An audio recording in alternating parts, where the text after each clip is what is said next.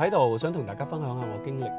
我喺2008年就開始創業，喺人生最低谷嘅時候，親戚朋友連一嚿水都唔肯借俾我。一路以嚟，我想問下大家，點解最想你過得唔好嘅，往往係自己身邊最親近嘅人？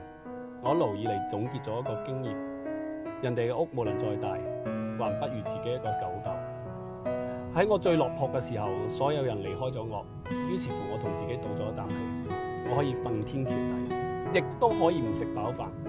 但係咁多年嚟，我從來冇放棄過我自己嘅夢想。我用咗6年時間碾壓所有睇唔起我嘅人，而家總算有啲小成績。當佢哋而家揾到我借錢嘅時候，喊到肥哩肥嚟描述佢哋嘅不幸，希望可以喺我呢度得到一啲幫助，但係我眼尾都唔睄佢哋一眼。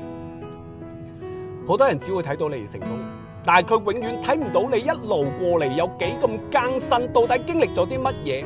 反正呢，我哥會記得邊個對過我好嘅，我會記一輩子。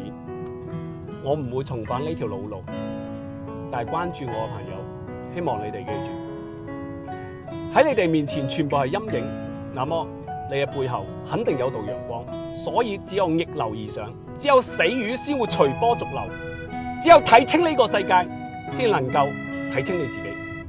一齊加油！